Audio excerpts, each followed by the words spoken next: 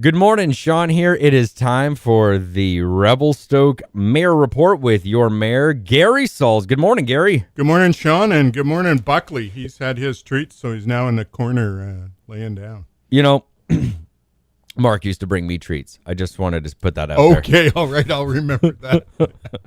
Which brand of milk bone do you like? Yeah, exactly. So, Gary, do you have anything in particular that you wanted to bring up?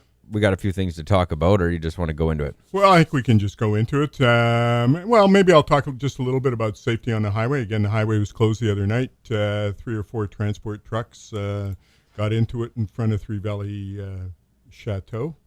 And so, when I look at that sort of thing, I was able to go to the CSRD meeting yesterday morning and drive by and see all the carnage on the side of the road with pieces of truck everywhere. So it comes down to safety. So I'm just encouraging everyone to be diligent when they're out on the highway.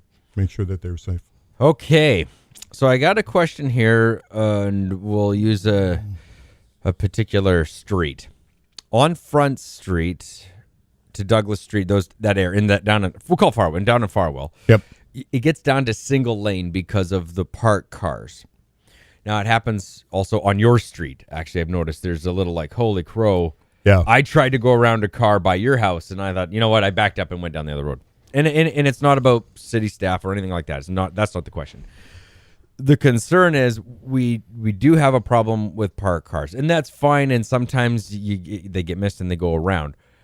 But just as everyone else, there's always those problem cars where you go, clearly they're not following anything because the snowbank is so high it's halfway up the window.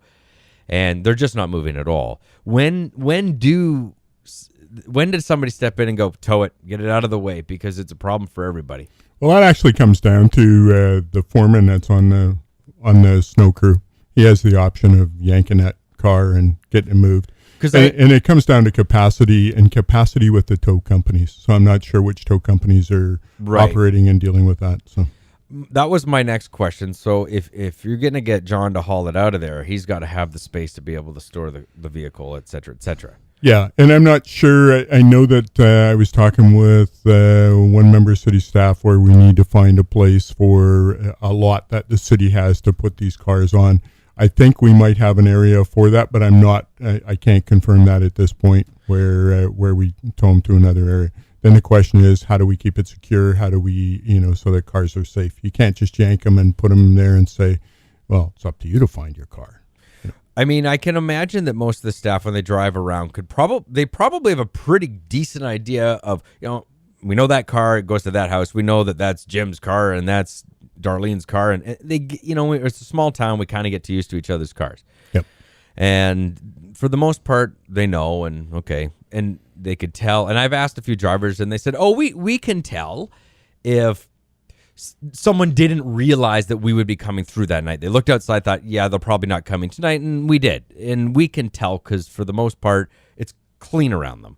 Yeah. And then there's those problem ones, and that's where they're going, well, I know it's by a complaint basis, and I think the call I got earlier was, we understand that it's a complaint basis. I got a call, and you got to tow it away, but when does some action just happen? Because, you know what, I don't need a phone call to know that your car is being a problem on this street. Yeah, I'll have to actually confirm with city staff where we put them, when we pull them, that sort of thing. And again, it comes down to choice, trying to get around with the equipment. I know it's a frustration for the operators of the loaders and the graders and that sort of thing.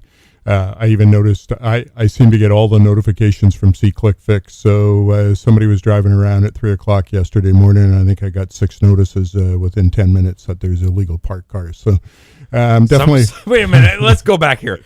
Somebody's driving around at like 3, or is it a crew member? Because that would be pretty boring. Well, I'm not sure. Anyway. What did you do last night? Drove around taking pictures of parked car for C-Click Fix 3:30 in the morning. Oh. Well, I never know who it is because you can be anonymous on there. To each their own. Yeah. Okay, that's the question.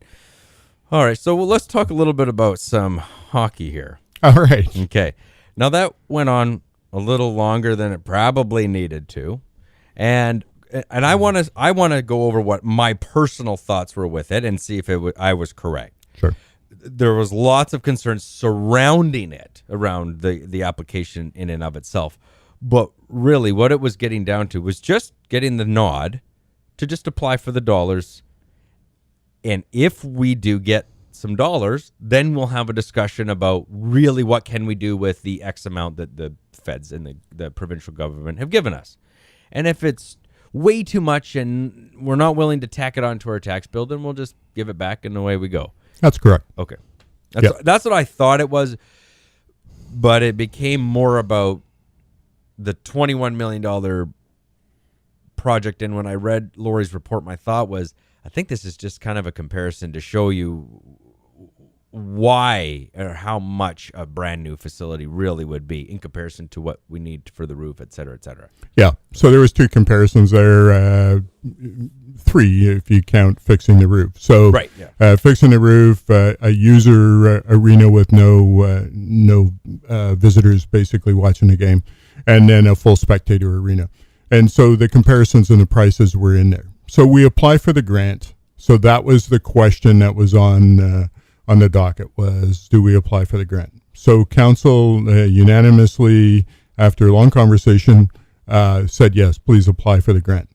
If we get the grant will come. So what will happen actually before the grant? So at the next council meeting, we will do a borrowing bylaw and we will bring that to third reading if all of council wants to do that, because the cost for redoing this project will be in excess of the $9 million we're applying for. So these are 90% dollars that we're getting from the government, which is almost unheard of. So for every million we spend, we get $9 million sort of thing. So we're applying for that $9 million because we know it's at least $7 million to do that. So we'll do this borrowing bylaw. It'll come, and then we do it to third reading. It's not adopted. We do it to third reading, and then we've applied for the grant. We show the grant people that the community is interested in doing this project. We send everything in with a grant application.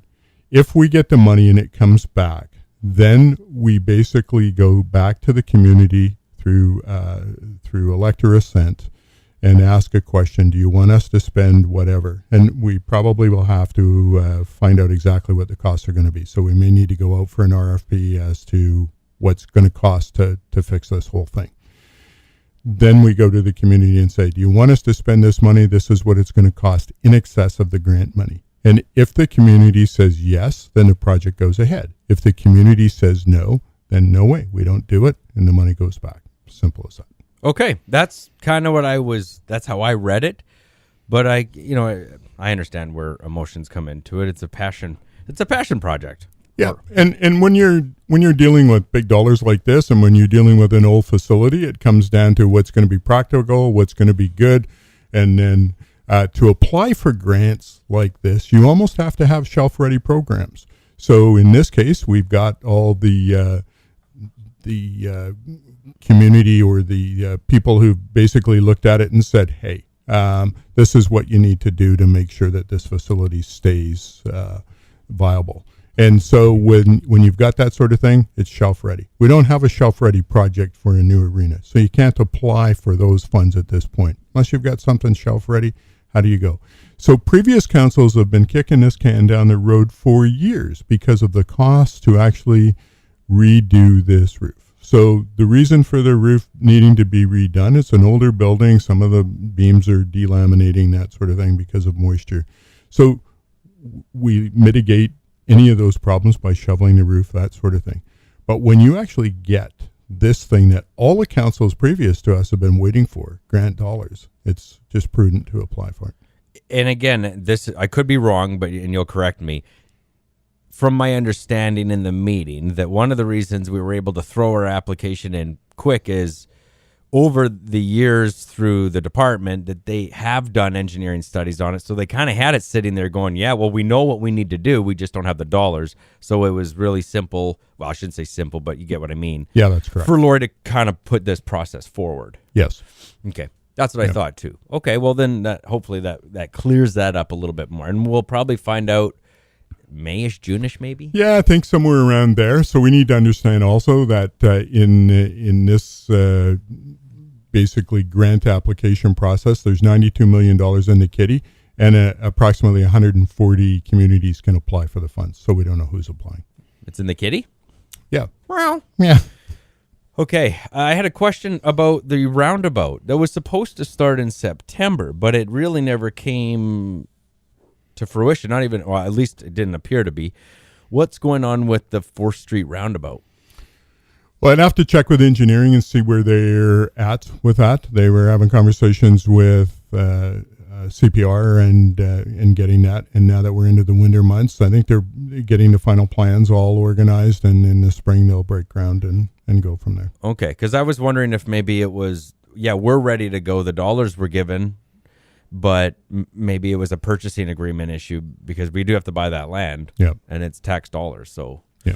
Okay, well, Gary, we'll get a little bit more on that. And one final question for you. Who is your favorite wrestler, present, past? Name your favorite wrestler. I don't even watch wrestling, so You're wrong. Your favorite wrestler was The Undertaker. Oh, right. Thank you. Thanks, Mark. Thanks, Gary. Technically, The Undertaker's real name is Mark, so that's what I was thinking. There we go. Thanks, Gary. Awesome. Thanks. CKCR 106.1.